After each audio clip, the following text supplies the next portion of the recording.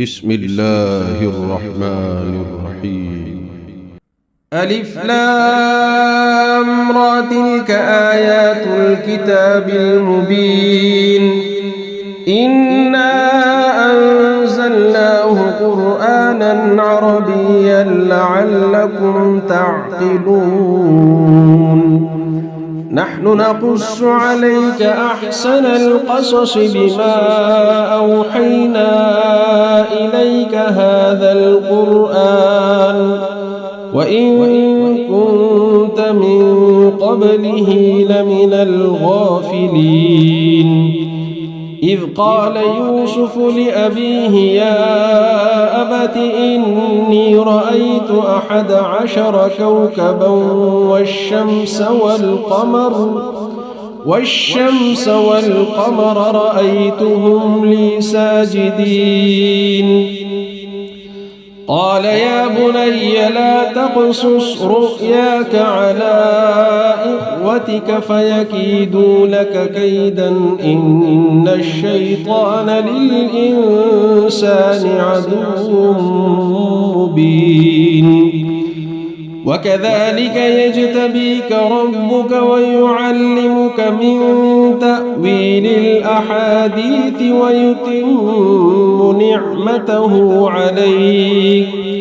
ويتم نعمته عليك وعلى آل يعقوب كما أتمها على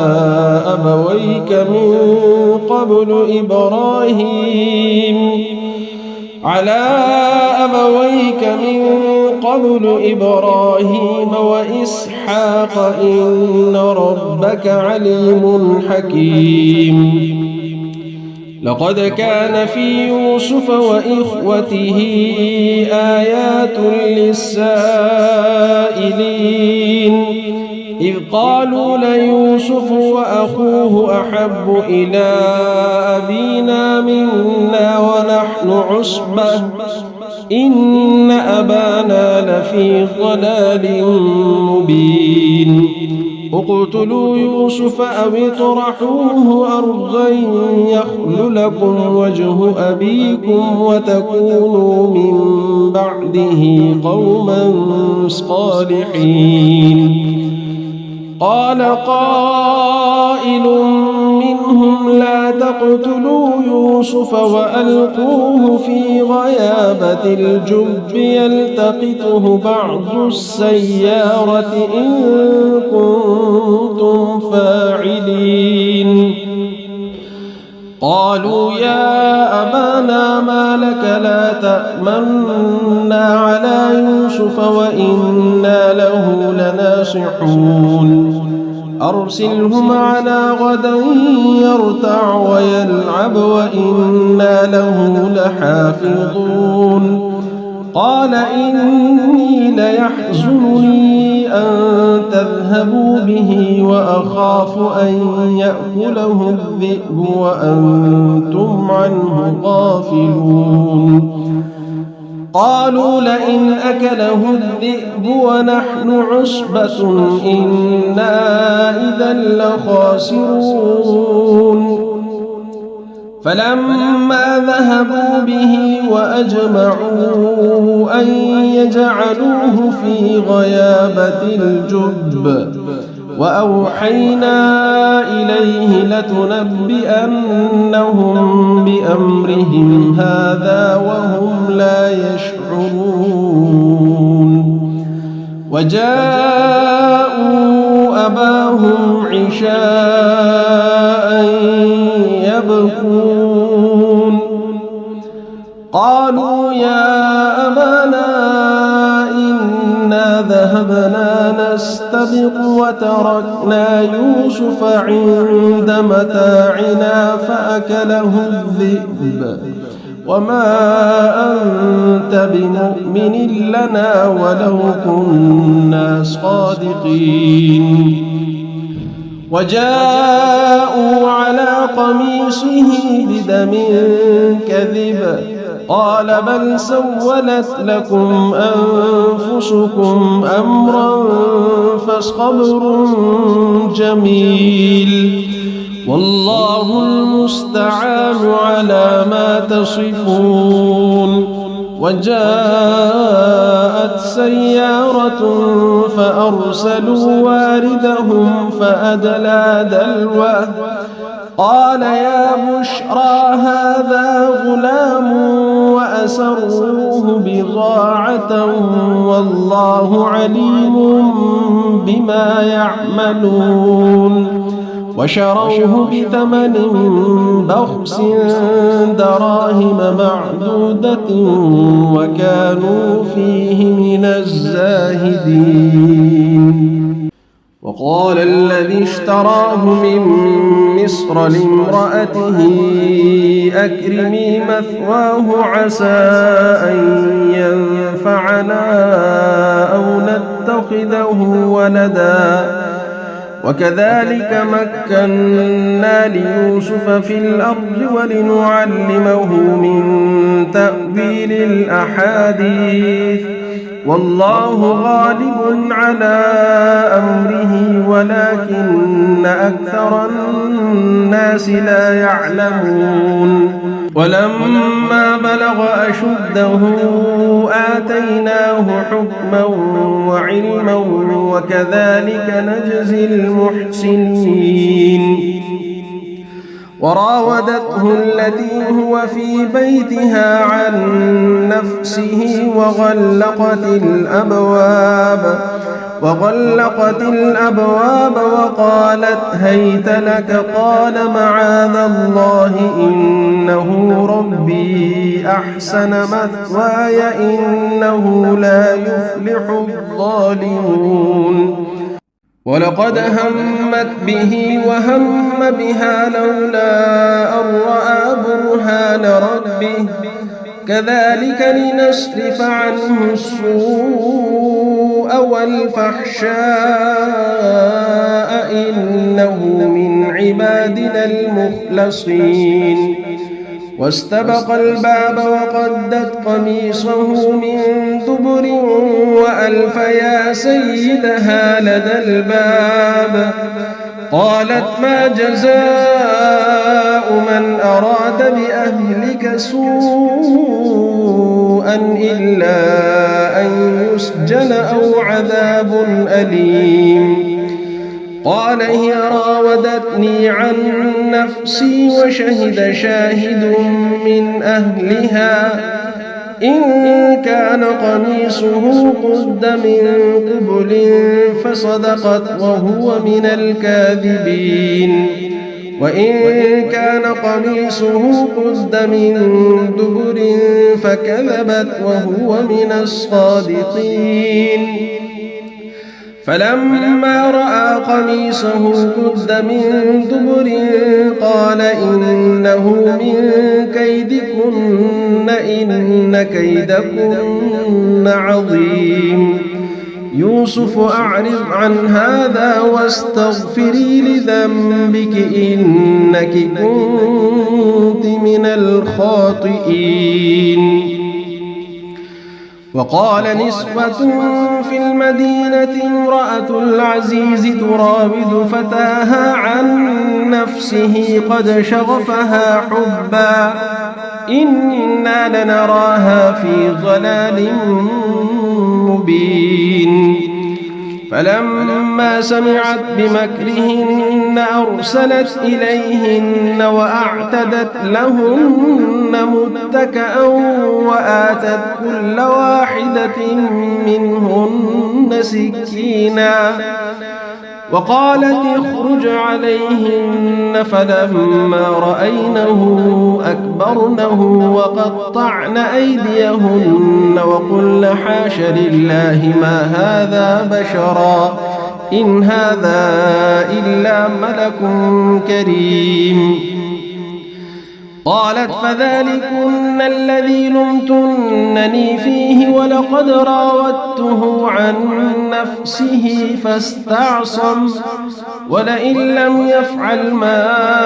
آمره ليسجنن وليكون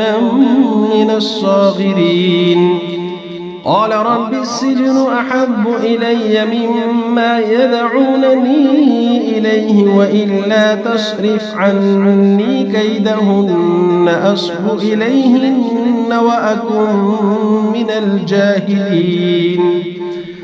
فاستجاب له ربه فصرف عنه كيدهن إنه هو السميع العليم ثم بدا لهم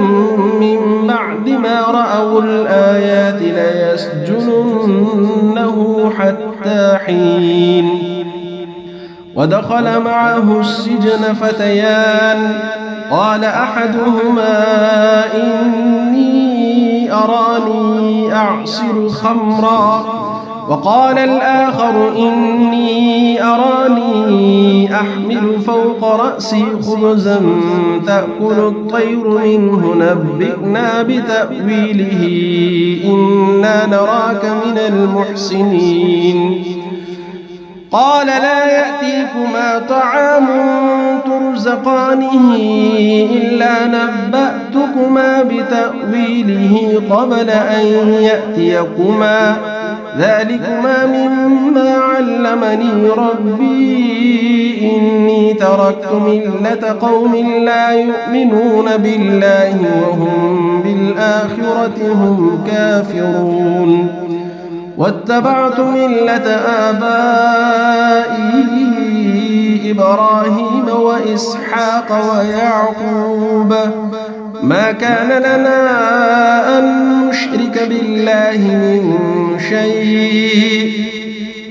ذلك من فضل الله علينا وعلى الناس ولكن أكثر الناس لا يشكرون يا صاحبي السجن أأرباب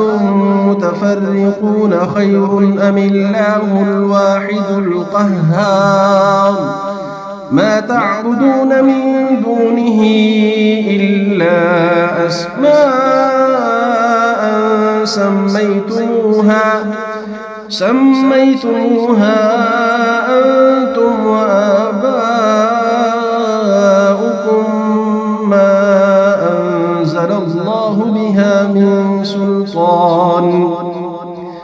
إن الحكم إلا لله أمر ألا تعبدوا إلا إياه ذلك الدين القيم ولكن أكثر الناس لا يعلمون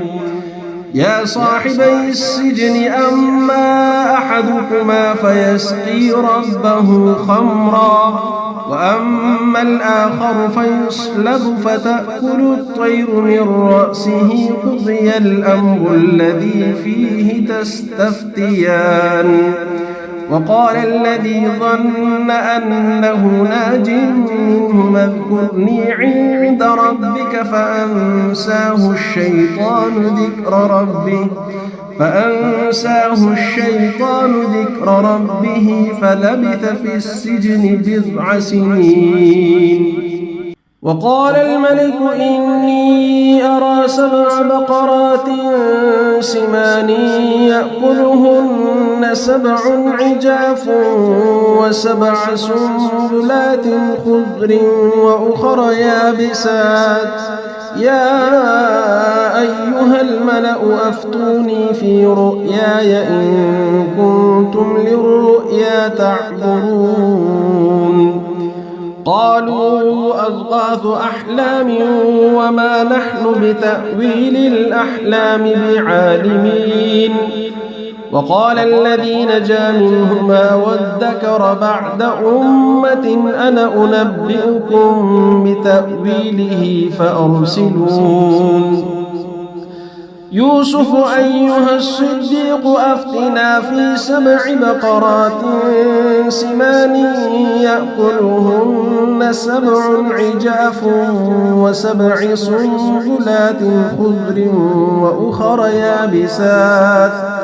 وأخر يابسات لعلي أرجع إلى الناس لعلهم يعلمون قال تزرعون 7 سنين دأبا فما حصدتم فذروه في سنبله إلا قليلا مما تأكلون ثم يأتي من بعد ذلك 7 شداد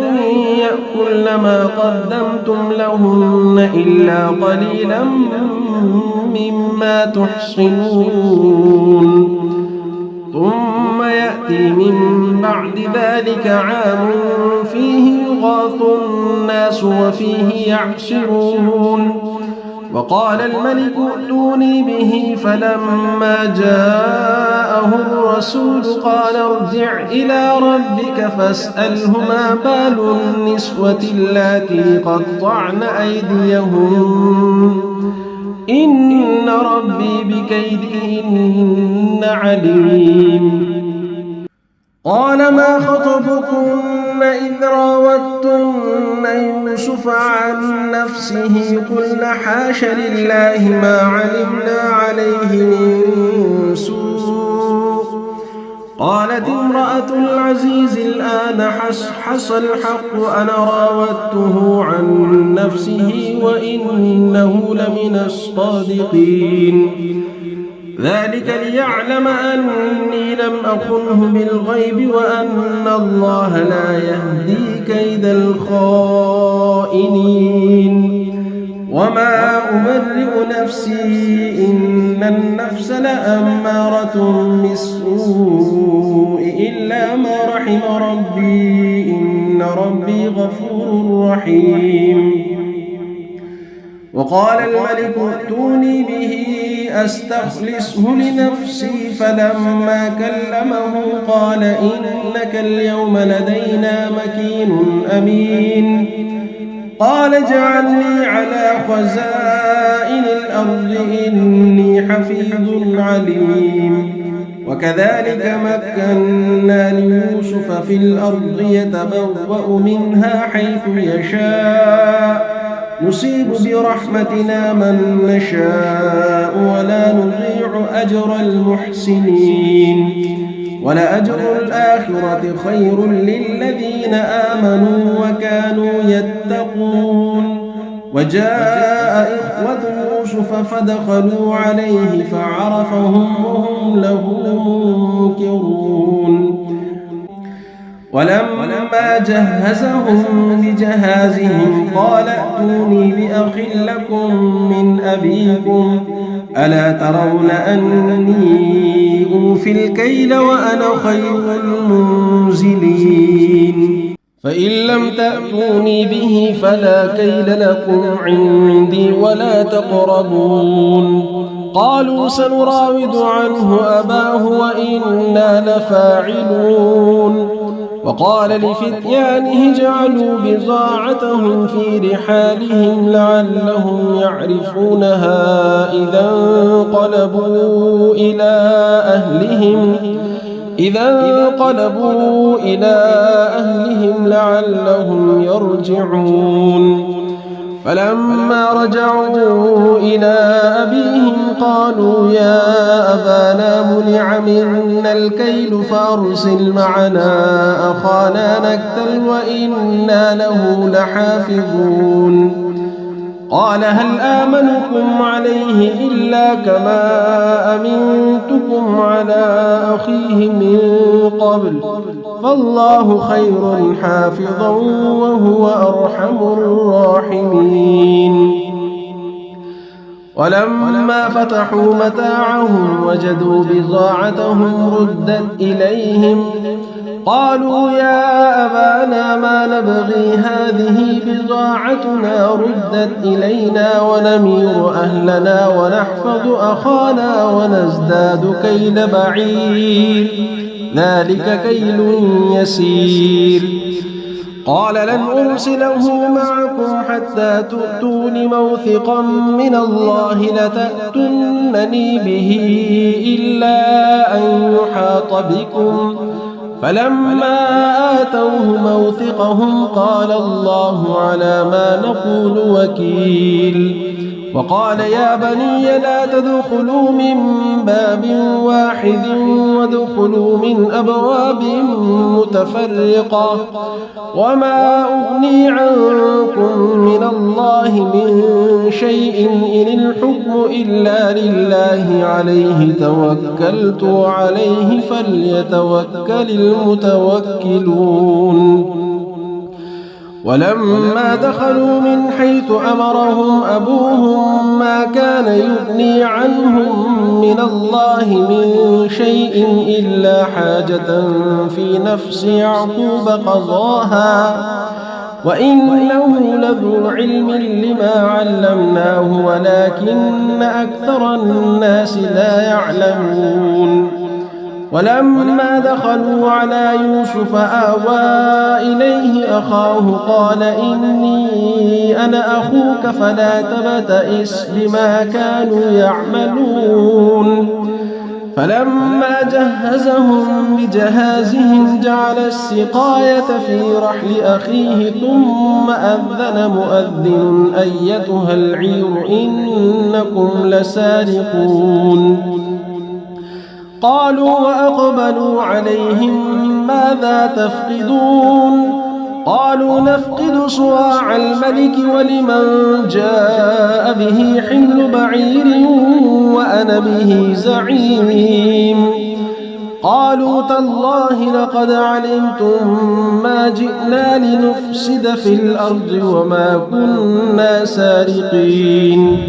قالوا فما جزاؤه إن كنتم كاذبين؟ قالوا جزاؤه من وجد في رحله فهو جزاؤه كذلك نجزي الظالمين. فبدأ بأوعيتهم قبل وعاء أخيه ثم استخرجها من وعاء أخيه كذلك كدنا ليوسف ما كان ليأخذ أخاه في دين الملك إلا أن يشاء الله نرفع درجات من نشاء وفوق كل ذي علم عليم. قالوا إن يسرق فقد سرق أخ له من قبل فأسرها يوسف في نفسه ولم يبدها لهم. قال أنتم شر مكانا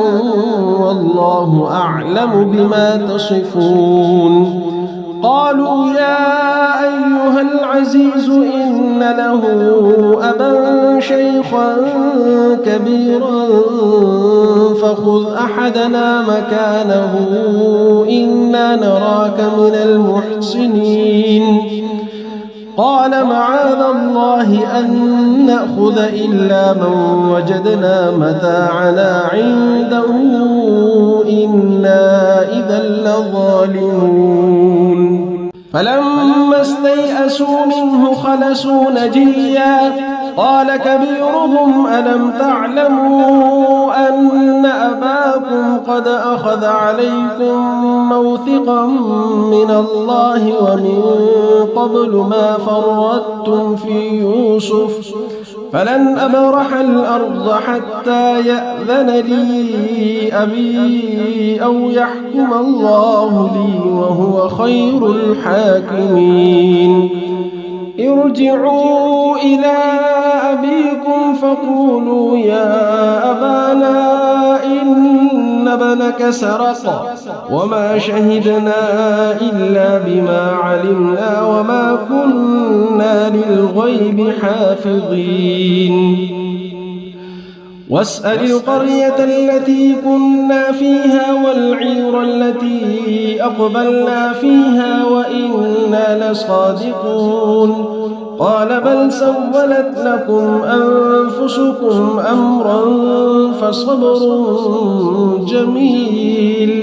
عسى الله أن يأتيني بهم جميعا إنه هو العليم الحكيم. وتولى عنهم وقال يا أسفا على يوسف وابيضت عيناه من الحزن فهو كظيم. قالوا تالله تفتأ تذكر يوسف حتى تكون حرضا أو تكون من الهالكين. قال إنما أشكو بثي وحزني إلى الله وأعلم من الله ما لا تعلمون. يا بني اذهبوا فتحسسوا من يوسف وأخيه ولا تيأسوا من روح الله إنه لا ييأس من روح الله إلا القوم الكافرون. فلما دخلوا عليه قالوا يا أيها العزيز مسنا وأهلنا الضر وجئنا ببضاعة مزجاة فأوف لنا الكيل وتصدق علينا إن الله يجزي المتصدقين. قال هل علمتم ما فعلتم بيوسف وأخيه إذ أنتم جاهلون؟ قالوا أئنك لأنت يوسف؟ قال أنا يوسف وهذا أخي قد من الله علينا إنه من يتق ويصبر فإن الله لا يضيع أجر المحسنين.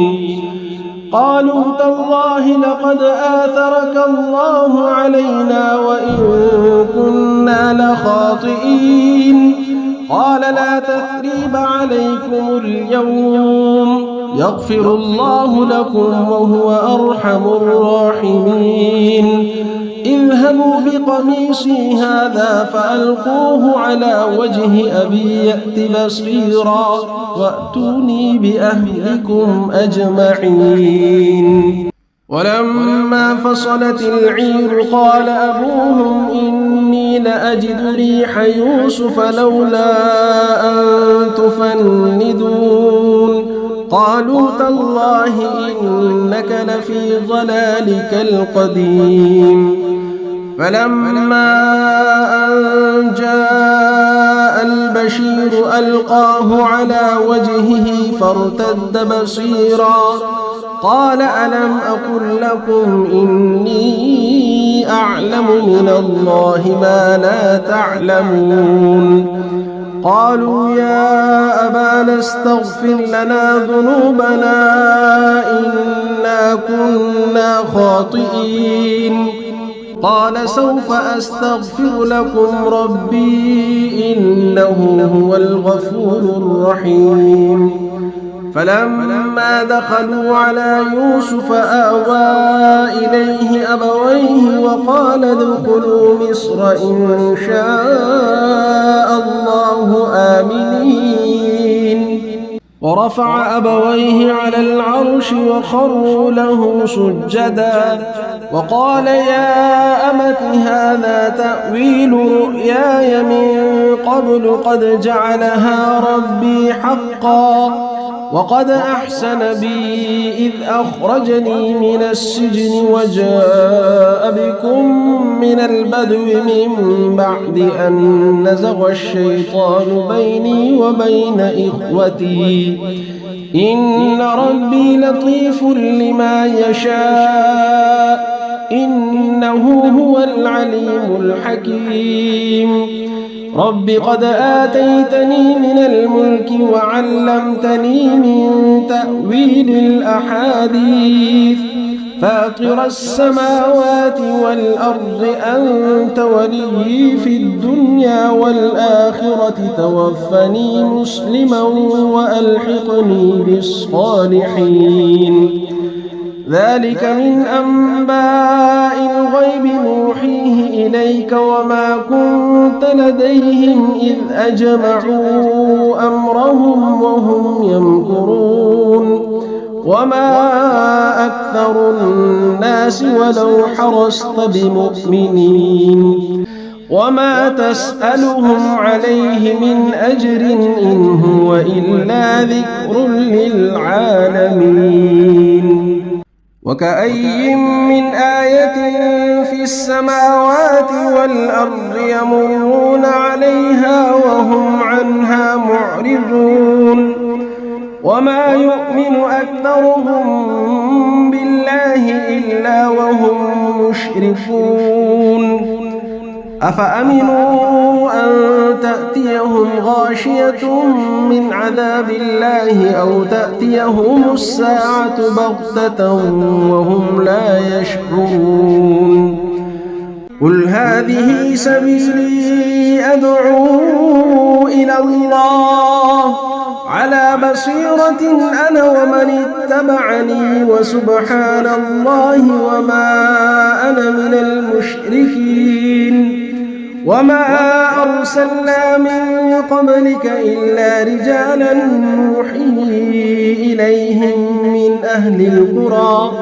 أفلم يسيروا في الأرض فينظروا كيف كان عاقبة الذين من قبلهم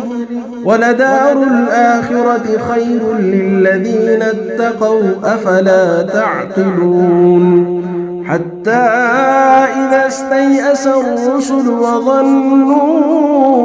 أنهم قد كذبوا جاءهم نصرنا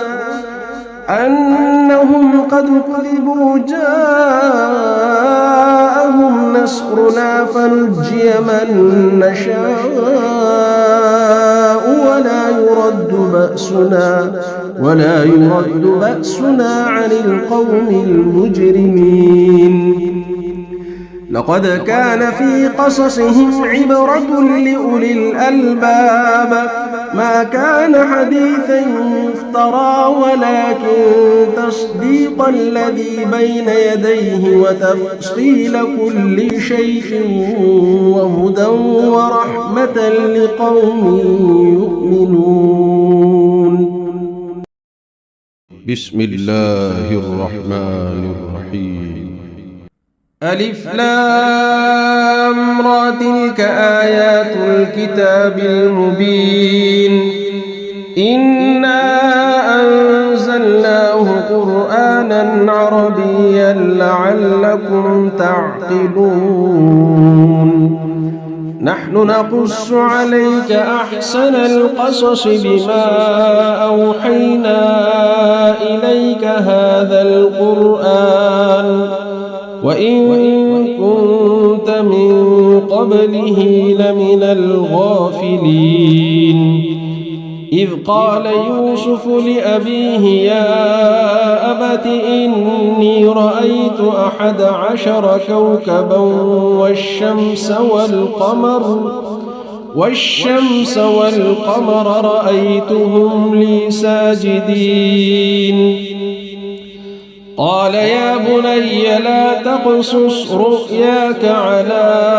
إخوتك فيكيدوا لك كيدا إن الشيطان للإنسان عدو مبين وكذلك يجتبيك ربك ويعلمك من تأويل الأحاديث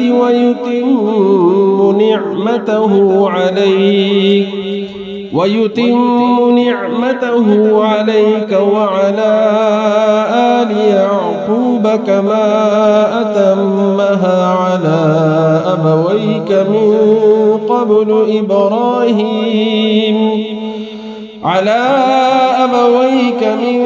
قبل إبراهيم وإسحاق إن ربك عليم حكيم لقد كان في يوسف وإخوته آيات للسائلين إذ قالوا ليوسف وأخوه أحب إلى أبينا منا ونحن عصبة إن أبانا لفي ضلال مبين اقتلوا يوسف أو اطرحوه أرضا يخل لكم وجه أبيكم وتكونوا من بعده قوما صالحين قال قائل منهم لا تقتلوا يوسف وألقوه في غيابة الجب يلتقطه بعض السيارة إن كنتم فاعلين قالوا يا أبانا ما لك لا تأمنا على يوسف وإنا له لناصحون أرسله معنا غدا يرتع ويلعب وإنا له لحافظون قال إني ليحزنني أن تذهبوا به وأخاف أن يأكله الذئب وأنتم عنه غافلون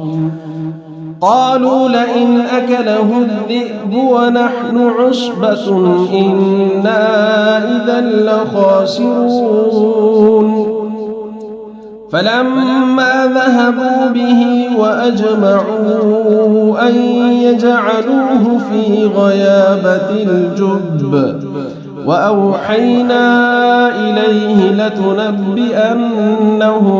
بأمرهم هذا وهم لا يشعرون وجاءوا أباهم عشاء يبكون قالوا يا أبانا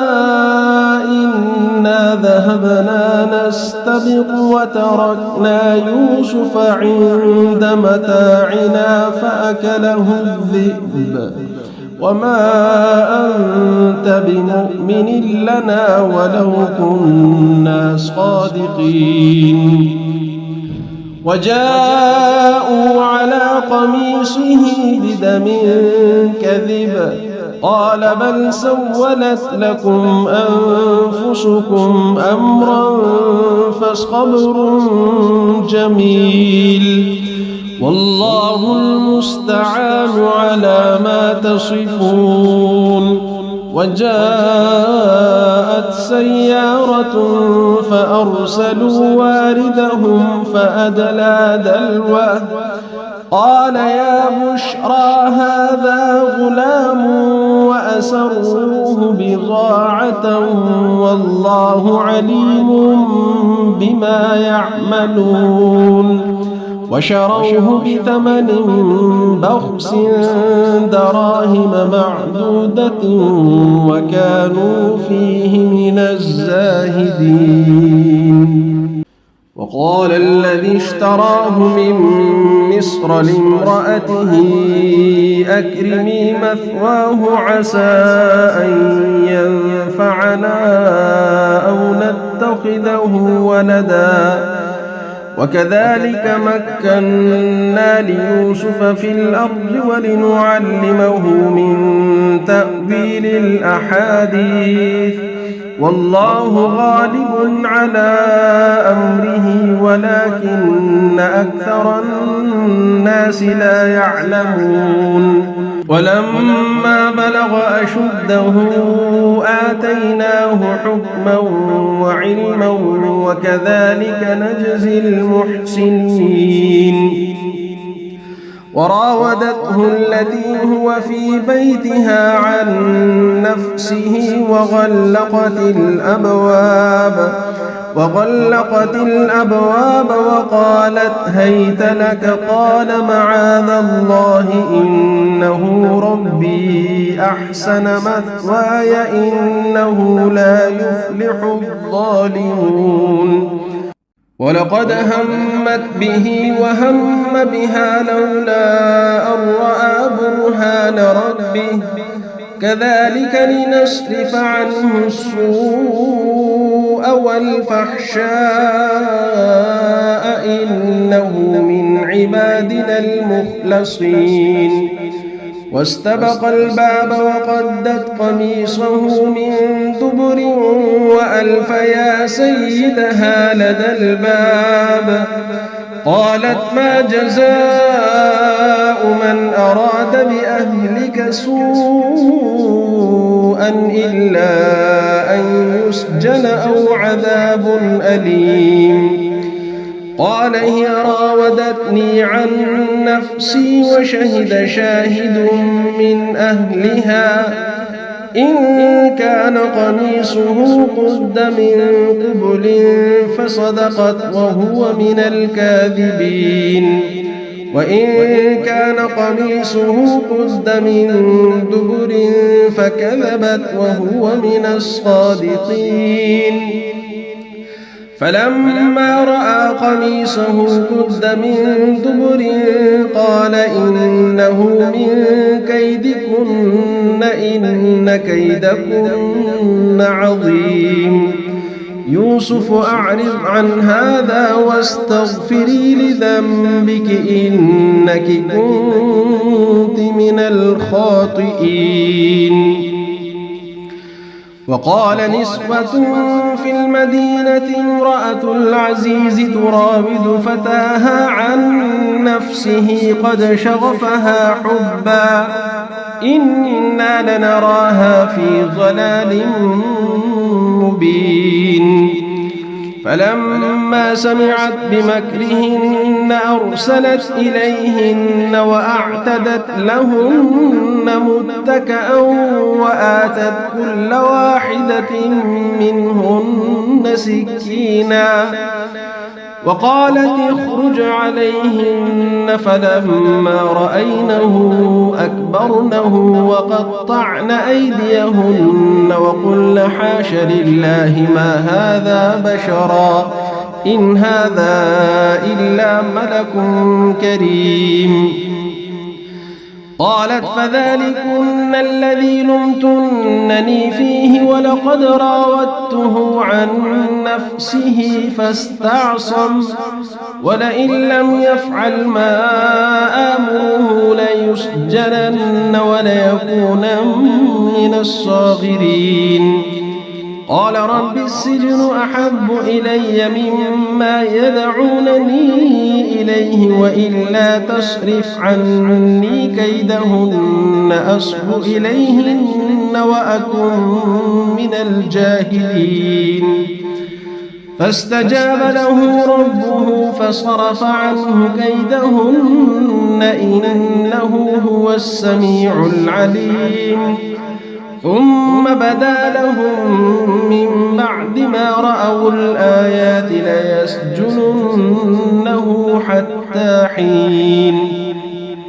ودخل معه السجن فتيان قال أحدهما إني أراني أعصر خمرا وقال الآخر إني أراني أحمل فوق رأسي خبزا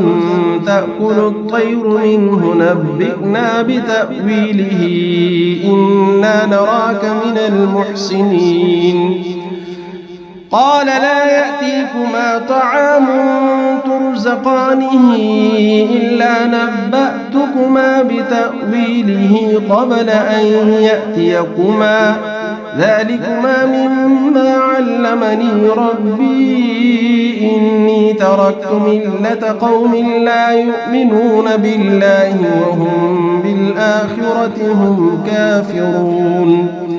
واتبعت ملة آبائي إبراهيم وإسحاق ويعقوب ما كان لنا أن نشرك بالله من شيء ذلك من فضل الله علينا وعلى الناس ولكن أكثر الناس لا يشكرون يا صاحبي السجن أأرباب متفرقون خير أم الله الواحد القهار ما تعبدون من دونه إلا أسماء سميتموها أنتم وآباؤكم ما أنزل الله بها من سلطان إن الحكم إلا لله أمر أن لا تعبدوا إلا إياه ذلك ذلك الدين القيم ولكن أكثر الناس لا يعلمون يا صاحبي السجن أما أحدكما فيسقي ربه خمرا وأما الآخر فيصلب فتأكل الطير من رأسه قضي الأمر الذي فيه تستفتيان وقال الذي ظن أنه ناج منهما اذكرني عند ربك فأنساه الشيطان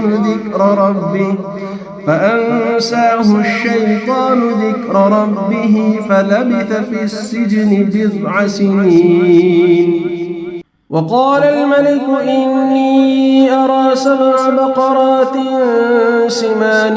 يأكلهن 7 عجاف و7 سنبلات خضر وأخر يابسات يا أيها الملأ أفتوني في رؤياي إن كنتم للرؤيا تعبرون قالوا أضغاث أحلام وما نحن بتأويل الأحلام بعالمين وقال الذي نجا منهما وادكر بعد أمة أنا أنبئكم بتأويله فأرسلون يوسف أيها الصديق أفتنا في 7 بقرات سمان يأكلهن 7 عجاف و7 سنبلات خضر وأخر يابسات لعلي أرجع إلى الناس لعلهم يعلمون قال تزرعون 7 سنين دأبا فما حصدتم فذروه في سنبله إلا قليلا مما تأكلون ثم يأتي من بعد ذلك 7 شداد يأكلن ما قدمتم لهن إلا قليلا مما تحصنون ثم يأتي من بعد ذلك عام فيه يغاث الناس وفيه يعصرون وقال الملك ائتوني به فلما جاءه الرسول قال ارجع إلى ربك فاسأله ما بال النسوة اللاتي قطعن أيديهن إن ربي بكيدهن عليم قال ما خطبكن إذ راوتن يوسف عن نفسه قلن حاش لله ما علمنا عليه من سوء قالت امرأة العزيز الآن حصحص الحق أنا راودته عن نفسه وإنه لمن الصادقين ذلك ليعلم أني لم أخنه بالغيب وأن الله لا يهدي كيد الخائنين وما أبرئ نفسي إن النفس لأمارة بالسوء إلا ما رحم ربي إن ربي غفور رحيم وقال الملك ائتوني به أستخلصه لنفسي فلما كلمه قال إنك اليوم لدينا مكين أمين قال اجعلني على خزائن الأرض إني حفيظ عليم وكذلك مكنا ليوسف في الأرض يتبوأ منها حيث يشاء نصيب برحمتنا من نشاء ولا نضيع أجر المحسنين ولأجر الآخرة خير للذين آمنوا وكانوا يتقون وجاء إخوة يوسف فدخلوا عليه فعرفهم وهم له منكرون ولما جهزهم بجهازهم قال ائتوني بأخ لكم من أبيكم ألا ترون أني أوفي الكيل وأنا خير المنزلين فإن لم تأتوني به فلا كيل لكم عندي ولا تقربون قالوا سنراود عنه أباه وإنا لفاعلون وقال لفتيانه اجعلوا بضاعتهم في رحالهم لعلهم يعرفونها إذا انقلبوا إلى أهلهم لعلهم يرجعون فلما رجعوا إلى أبيهم قالوا يا أبانا منع منا الكيل فأرسل معنا أخانا نكتل وإنا له لحافظون قال هل آمنكم عليه إلا كما أمنتكم على أخيه من قبل فالله خير حافظا وهو أرحم الراحمين ولما فتحوا متاعهم وجدوا بضاعتهم ردت إليهم قالوا يا أبانا ما نبغي هذه بضاعتنا ردت إلينا ونمير أهلنا ونحفظ أخانا ونزداد كيل بعير ذلك كيل يسير قال لن أرسله معكم حتى تؤتون موثقا من الله لتأتونني به إلا أن يحاط بكم فلما آتوه موثقهم قال الله على ما نقول وكيل وقال يا بني لا تدخلوا من باب واحد وادخلوا من أبواب متفرقة وما أغني عنكم من الله من شيء إن الحكم إلا لله عليه توكلت وعليه فليتوكل المتوكلون ولما دخلوا من حيث أمرهم أبوهم ما كان يغني عنهم من الله من شيء إلا حاجة في نفس يعقوب قضاها وإنه لذو علم لما علمناه ولكن أكثر الناس لا يعلمون ولما دخلوا على يوسف آوى إليه أخاه قال إني أنا أخوك فلا تبتئس بما كانوا يعملون فلما جهزهم بجهازهم جعل السقاية في رحل أخيه ثم أذن مؤذن أيتها العير إنكم لسارقون قالوا وأقبلوا عليهم ماذا تفقدون قالوا نفقد صواع الملك ولمن جاء به حمل بعير وأنا به زعيم قالوا تالله لقد علمتم ما جئنا لنفسد في الأرض وما كنا سارقين قالوا فما جزاؤه إن كنتم كاذبين قالوا جزاؤه من وجد في رحله فهو جزاؤه كذلك نجزي الظالمين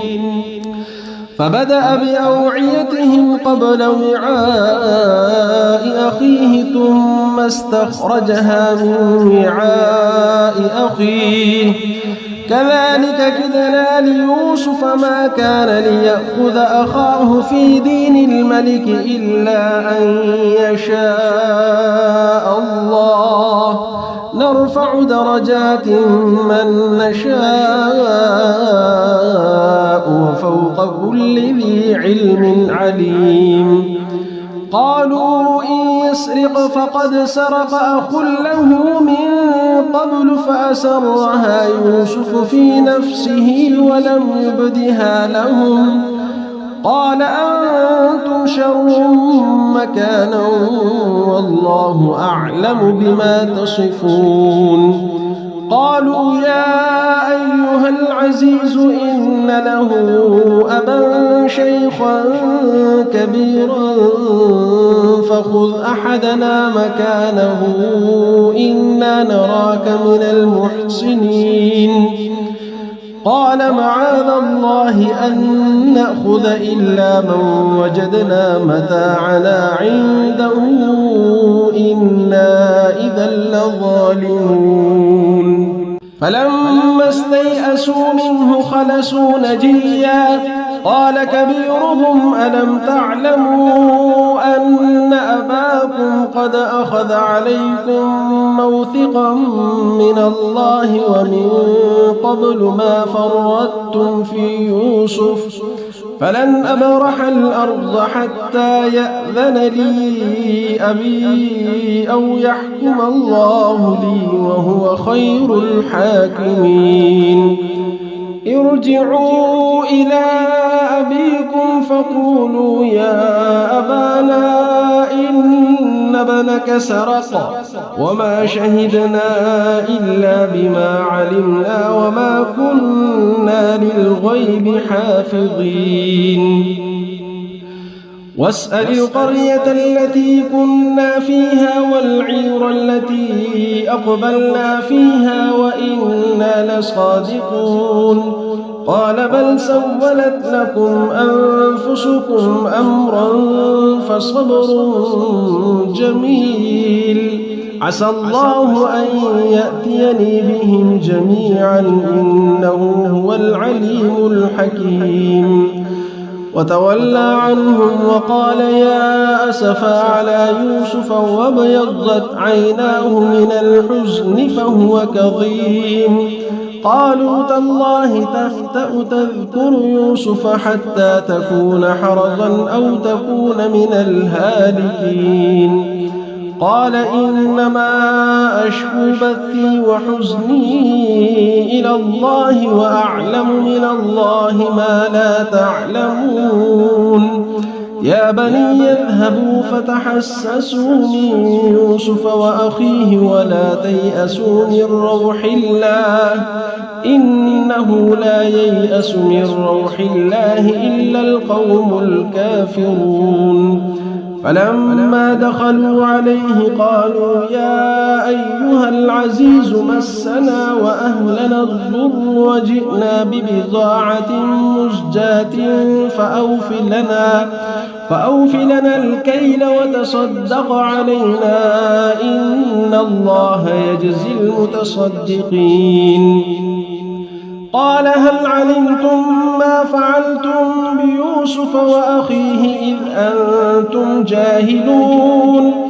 قالوا أئنك لأنت يوسف؟ قال أنا يوسف وهذا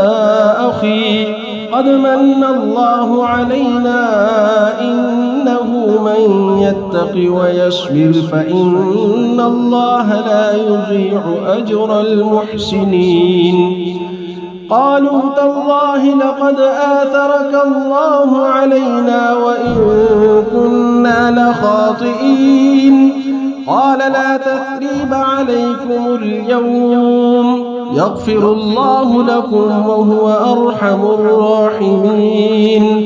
اذهبوا بقميصي هذا فألقوه على وجه أبي يأت بصيرا وأتوني بأهلكم أجمعين. ولما فصلت العير قال أبوهم إني لأجد ريح يوسف لولا أن تفندون. قالوا تالله إنك لفي ضلالك القديم. فلما أن جاء البشير ألقاه على وجهه فارتد بصيرا قال ألم أقل لكم إني أعلم من الله ما لا تعلمون. قالوا يا أبانا استغفر لنا ذنوبنا إنا كنا خاطئين. قال سوف أستغفر لكم ربي إنه هو الغفور الرحيم فلما دخلوا على يوسف آوى إليه أبويه وقال ادخلوا مصر إن شاء الله آمنين ورفع أبويه على العرش وخروا له سجدا وقال يا أمت هذا تأويل رؤياي من قبل قد جعلها ربي حقا وقد أحسن بي إذ أخرجني من السجن وجاء بكم من البدو من بعد أن نزغ الشيطان بيني وبين إخوتي إن ربي لطيف لما يشاء إنه هو العليم الحكيم رب قد آتيتني من الملك وعلمتني من تأويل الأحاديث فاطر السماوات والأرض أنت ولي في الدنيا والآخرة توفني مسلما وألحقني بالصالحين ذلك من أنباء الغيب نوحيه إليك وما كنت لديهم إذ أجمعوا أمرهم وهم يمكرون وما أكثر الناس ولو حرصت بمؤمنين وما تسألهم عليه من أجر إن هو إلا ذكر للعالمين وكأي من آية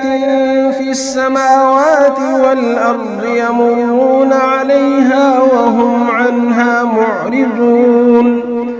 وما يؤمن أكثرهم بالله إلا وهم مشركون أفأمنوا أن تأتيهم غاشية من عذاب الله أو تأتيهم الساعة بغتة وهم لا يشعرون قل هذه سبيلي أدعو إلى الله على بصيرة أنا ومن اتبعني وسبحان الله وما أنا من المشركين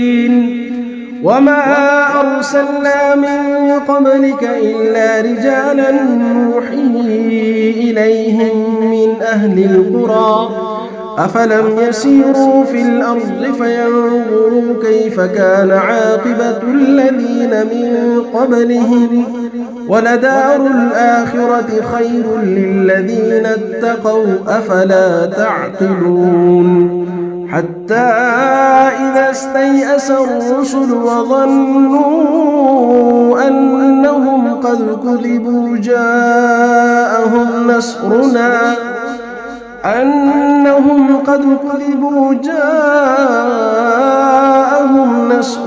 فنجي من نشاء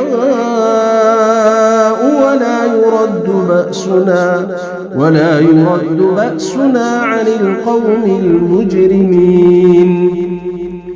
لقد كان في قصصهم عبرة لأولي الألباب ما كان حديثا يفترى ولكن تصديق الذي بين يديه وتفصيل كل شيء وهدى ورحمة لقوم يؤمنون بسم الله الرحمن الرحيم ألف لام را تلك آيات الكتاب المبين إنا أنزلناه قرآنا عربيا لعلكم تعقلون نحن نقص عليك أحسن القصص بما أوحينا إليك هذا القرآن وإن كنت من قبله لمن الغافلين إذ قال يوسف لأبيه يا أبت إني رأيت 11 كوكبا والشمس والقمر رأيتهم لي ساجدين قال يا بني لا تقصص رؤياك على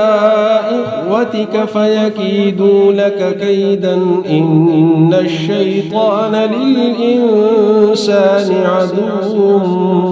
مبين وكذلك يجتبيك ربك ويعلمك من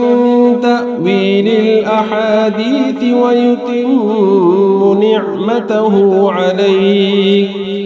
ويتم نعمته عليك وعلى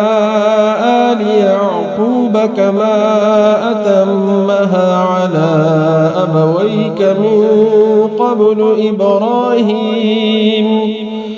على أبويك من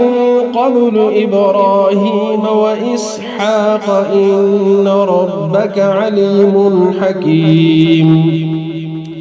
لقد كان في يوسف وإخوته آيات للسائلين إذ قالوا ليوسف وأخوه أحب إلى أبينا منا ونحن عصبة إن أبانا لفي ضلال مبين اقتلوا يوسف أو اطرحوه أرضا يخل لكم وجه أبيكم وتكونوا من بعده قوما صالحين قال قائل منهم لا تقتلوا يوسف وألقوه في غيابة الجب يلتقطه بعض السيارة إن كنتم فاعلين قالوا يا أبانا ما لك لا تأمنا على يوسف وإنا له لناصحون أرسله معنا غدا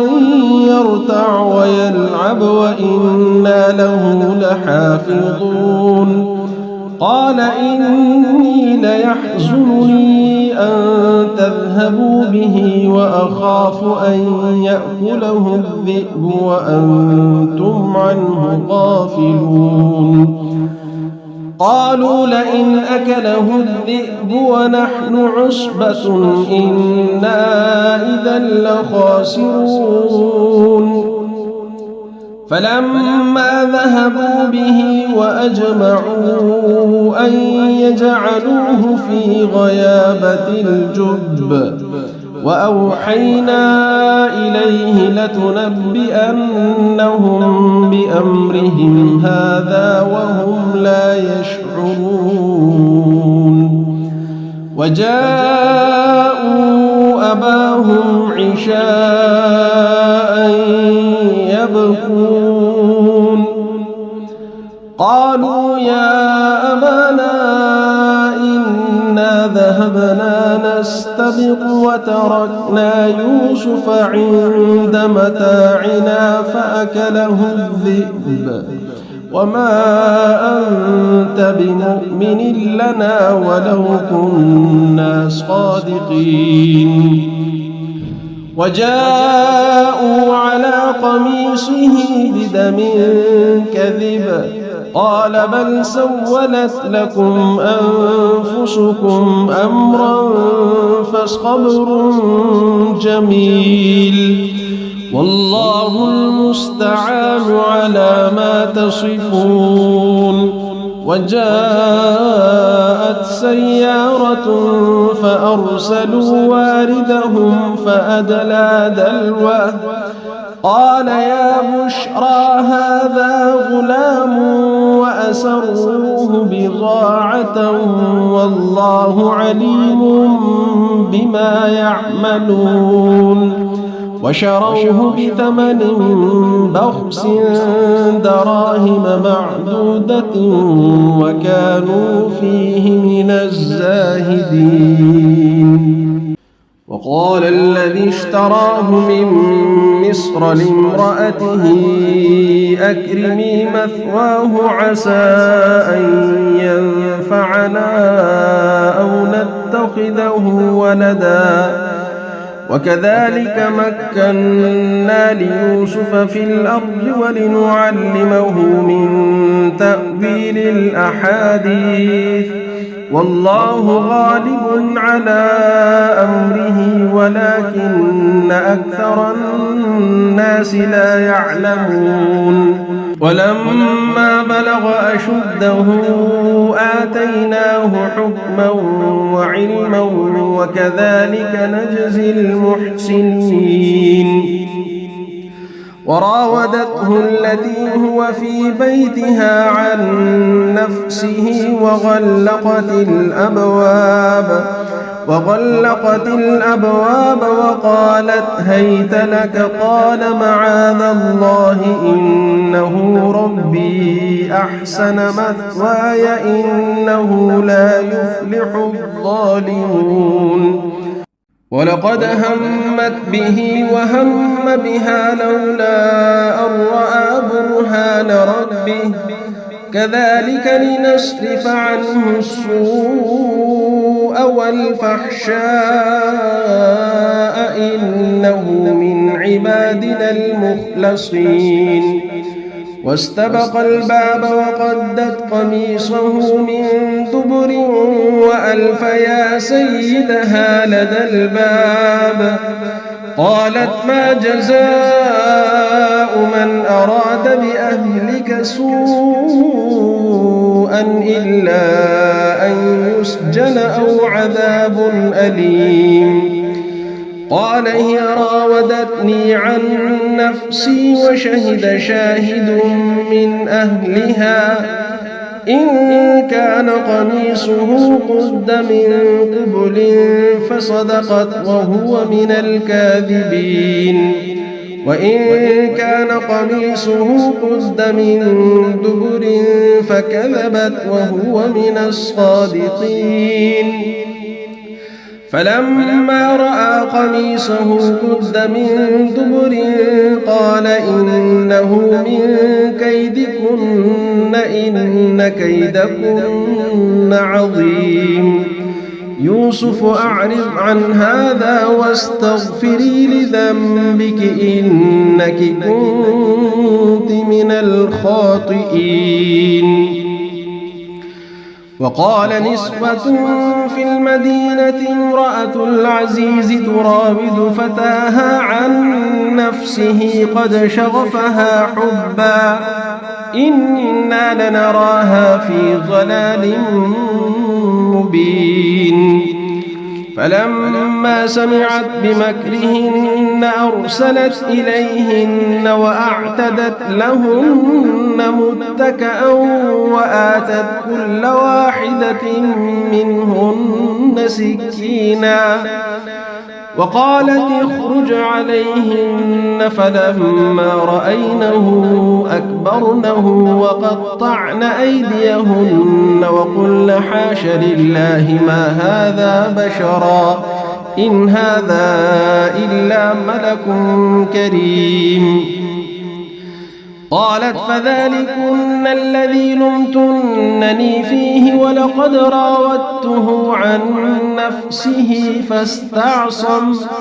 ولئن لم يفعل ما آمره ليسجنن وليكونن من الصاغرين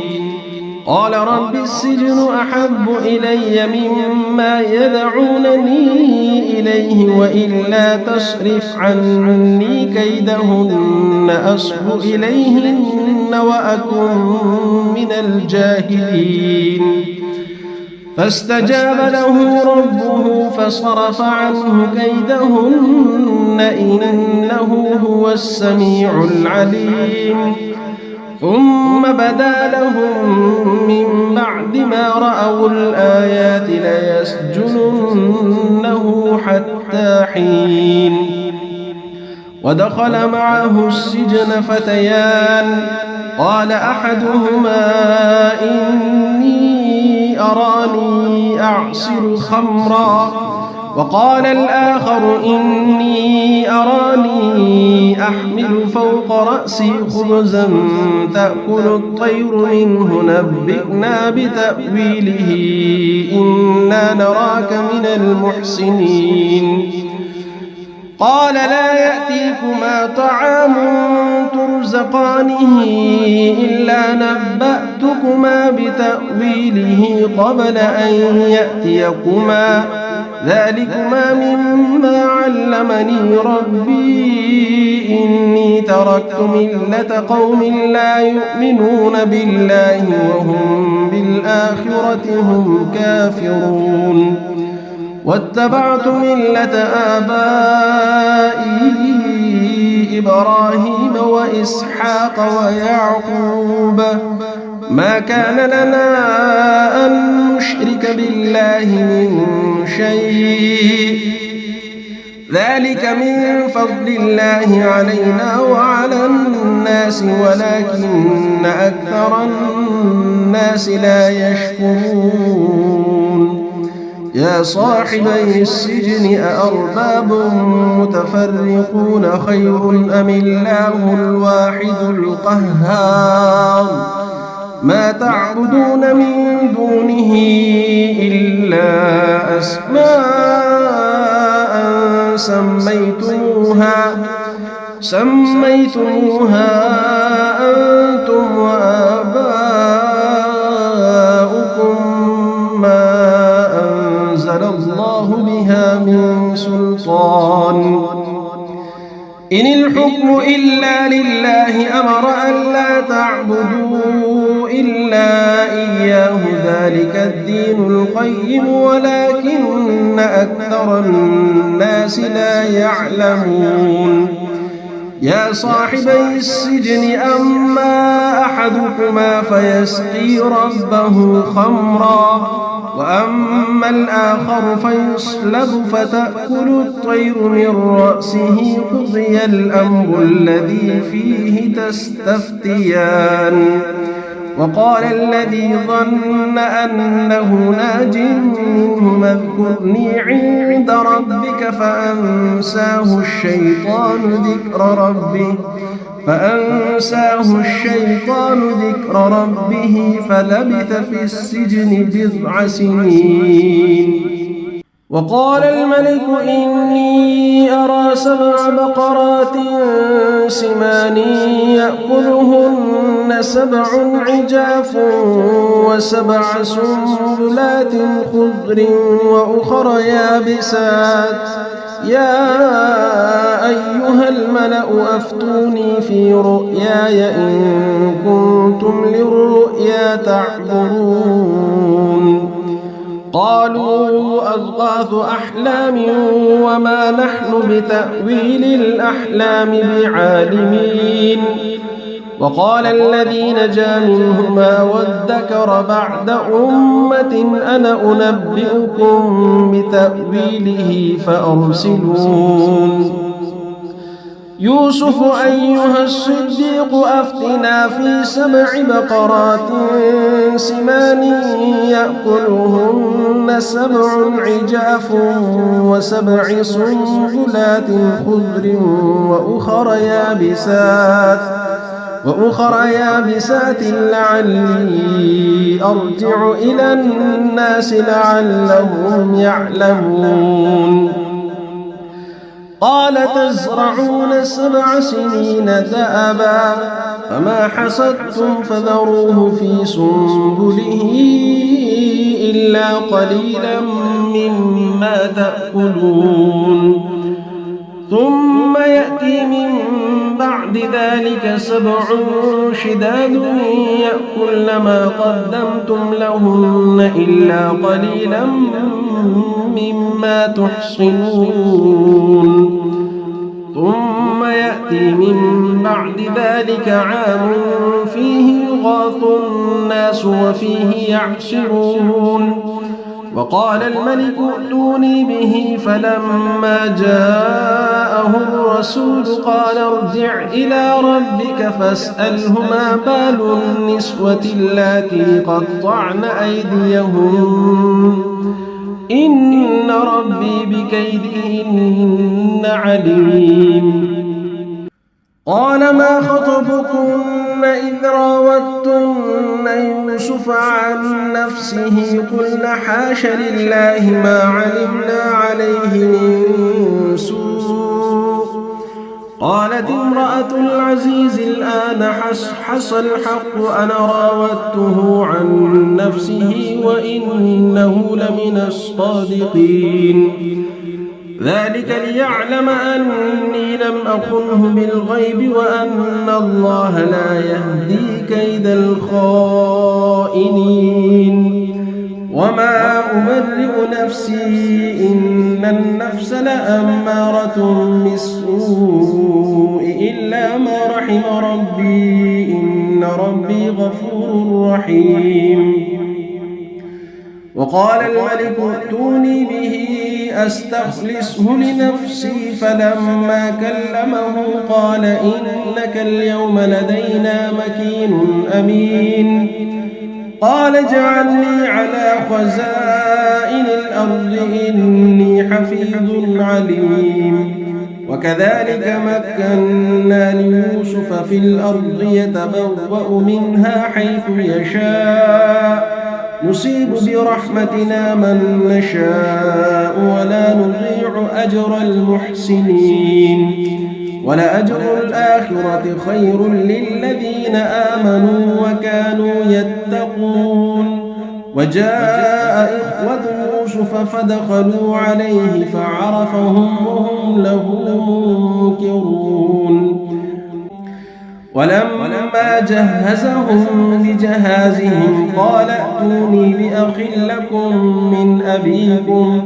ألا ترون أني أوفي الكيل وأنا خير المنزلين. فإن لم تأتوني به فلا كيل لكم عندي ولا تقربون. قالوا سنراود عنه أباه وإنا لفاعلون. وقال لفتيانه اجعلوا بضاعتهم في رحالهم لعلهم يعرفونها إذا انقلبوا إلى أهلهم لعلهم يرجعون. فلما رجعوا إلى أبيهم قالوا يا أبانا منع منا الكيل فأرسل معنا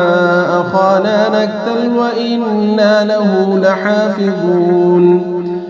قال هل آمنكم عليه إلا كما أمنتكم على أخيه من قبل فالله خير حافظا وهو أرحم الراحمين. ولما فتحوا متاعهم وجدوا بضاعتهم ردت إليهم قالوا يا أبانا ما نبغي هذه بضاعتنا ردت إلينا ونمير أهلنا ونحفظ أخانا ونزداد كيل بعير ذلك كيل يسير. قال لن أرسله معكم حتى تؤتون موثقا من الله لتأتونني به إلا أن يحاط بكم. فلما آتوه موثقهم قال الله على ما نقول وكيل. وقال يا بني لا تدخلوا من باب واحد وادخلوا من أبواب متفرقة وما أغني عنكم من الله من شيء إن الحكم إلا لله عليه توكلت وعليه فليتوكل المتوكلون. ولما دخلوا من حيث أمرهم أبوهم ما كان يغني عنهم من الله من شيء إلا حاجة في نفس يعقوب وإنه لذو علم لما علمناه ولكن أكثر الناس لا يعلمون ولما دخلوا على يوسف آوى إليه أخاه قال إني أنا أخوك فلا تبتئس بما كانوا يعملون فلما جهزهم بجهازهم جعل السقاية في رحل أخيه ثم أذن مؤذن أيتها العير إنكم لسارقون قالوا وأقبلوا عليهم ماذا تفقدون قالوا نفقد صواع الملك ولمن جاء به حمل بعير وأنا به زعيم قالوا تالله لقد علمتم ما جئنا لنفسد في الأرض وما كنا سارقين قالوا فما جزاؤه إن كنتم كاذبين قالوا جزاؤه من وجد في رحله فهو جزاؤه كذلك نجزي الظالمين فبدأ بأوعيتهم قبل وعاء أخيه ثم استخرجها من وعاء أخيه كذلك كدنا ليوسف ما كان ليأخذ أخاه في دين الملك إلا أن يشاء الله نرفع درجات من نشاء وفوق كل ذي علم عليم قالوا إن يسرق فقد سرق أخ له من قبل فأسرها يوسف في نفسه ولم يبدها لهم قال أنتم شر مكانا والله أعلم بما تصفون قالوا يا أيها العزيز إن له أبا شيخا كبيرا فخذ أحدنا مكانه إنا نراك من المحسنين قال معاذ الله أن نأخذ إلا من وجدنا متاعنا عنده إنا إذا لظالمون فلما استيئسوا منه خلصوا نجيا قال كبيرهم ألم تعلموا أن أباكم قد أخذ عليكم موثقا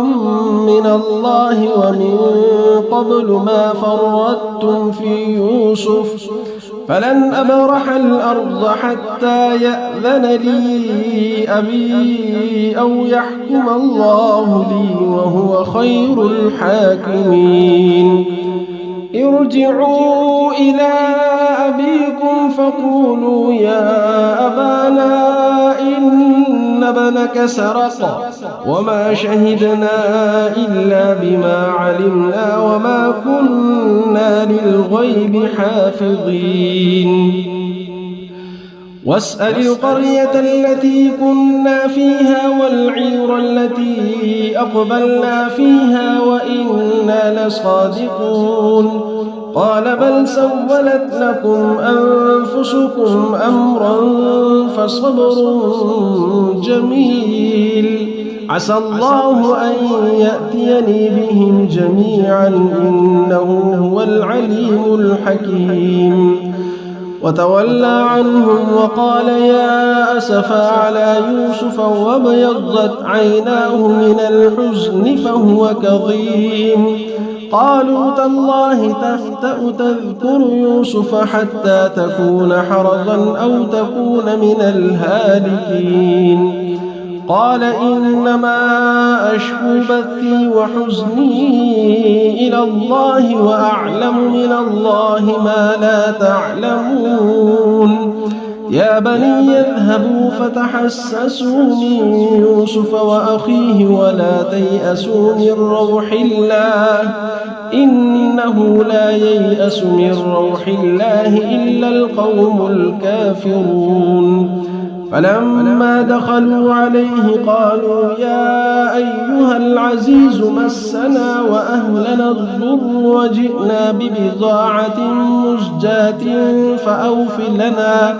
فأوف لنا الكيل وتصدق علينا إن الله يجزي المتصدقين.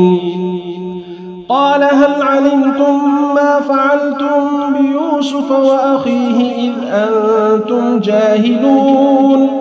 قالوا أئنك لأنت يوسف؟ قال أنا يوسف وهذا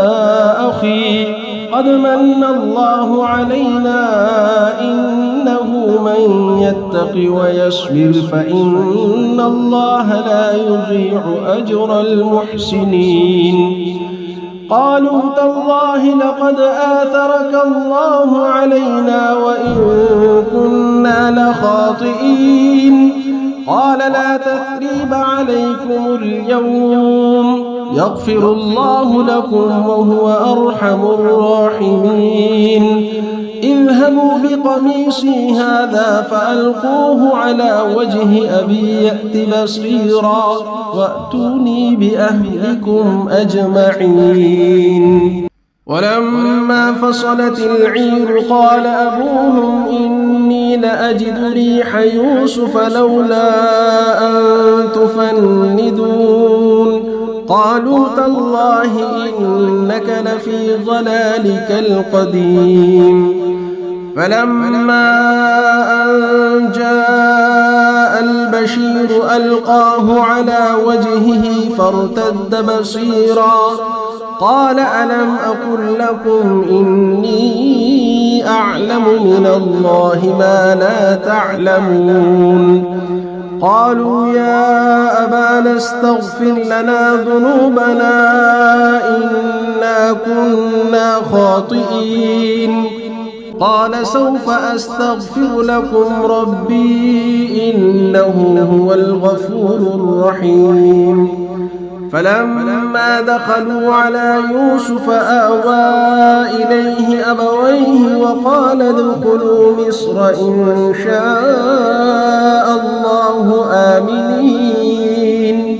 ورفع أبويه على العرش وخروا له سجدا وقال يا أمت هذا تأويل رؤياي من قبل قد جعلها ربي حقا وقد أحسن بي إذ أخرجني من السجن وجاء بكم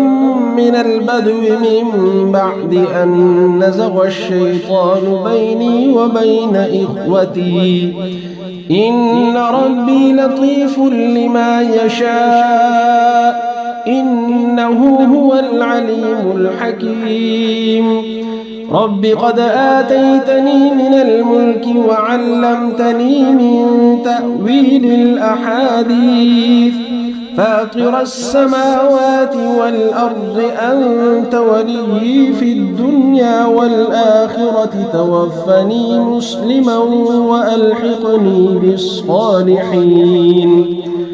ذلك من أنباء الغيب نوحيه إليك وما كنت لديهم إذ أجمعوا أمرهم وهم يمكرون وما أكثر الناس ولو حرصت بمؤمنين وما تسألهم عليه من أجر إن هو إلا ذكر للعالمين. وكأي من آية في السماوات والأرض يمرون عليها وهم عنها معرضون وما يؤمن أكثرهم بالله إلا وهم مشركون. أفأمنوا أن تأتيهم غاشية من عذاب الله أو تأتيهم الساعة بغتة وهم لا يشعرون. قل هذه سبيلي أدعو إلى الله على بصيرة أنا ومن اتبعني وسبحان الله وما أنا من المشركين. وما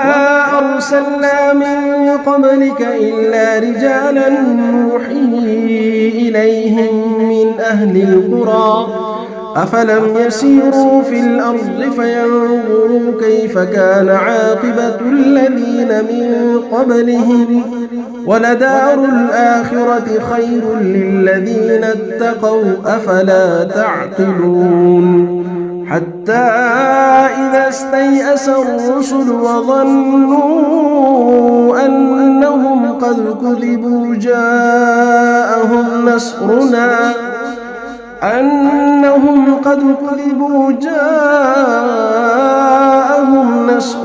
فنجي من نشاء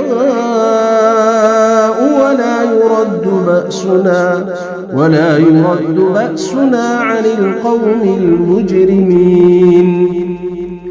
لقد كان في قصصهم عبرة لأولي الألباب ما كان حديثا يفترى ولكن تصديق الذي بين يديه وتفصيل كل شيء وهدى ورحمة لقوم يؤمنون